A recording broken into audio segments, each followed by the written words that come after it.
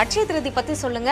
எந்த நாளாக இருந்தாலும் கஷ்டப்படுகிற ஒரு மனுஷாளுக்கு தானம் தர்மம் செய்யும் பொழுது அந்த தான தர்மத்தை வாங்கின அந்த நபர் நீங்க மகராசனா இருன்னு சொல்றாரு இல்லையா, அல்லது நீங்க நல்லா இருக்கும்னு சொல்லுவார் இல்லையா, அல்லது நீங்க தீர்க்க சுமங்கலியோடு இருன்னு சொல்லுவாங்க இல்லையா, அல்லது நீங்க தீர்க்க ஆயுளோடு இருன்னு சொல்றாரு இல்லையா, அப்படி சொல்லக்கூடிய அந்த ஒரு வார்த்தை உங்களுக்கு உங்களுடைய ஜென்மம் முழுவதும் பலிதமாகக்கூடிய மிகப்பெரிய ஆசையாக மாறக்கூடிய நாளாக திதியாக அட்சய திருதி அப்படிங்கிறது உண்மையாக இருந்துட்டு இருக்குது. தங்கம் வாங்கிறது அப்படிங்கிறத விட நீங்கள் மனசார ஒருவருக்கு உதவி செய்யும் பொழுது தான தர்மம் செய்யும் பொழுது அந்த தான தர்மத்தை வாங்கின அந்த நபர் உங்களுக்கு ஆசிகள் கொடுக்கும் பொழுது அந்த ஆசி அப்படிங்கிறது பல ஆசிகளாக அனுகிரகமாக ஆயுள் முழுவதும் உங்களுக்கு பலன் கொடுக்குது அப்படிங்கிறது உண்மை.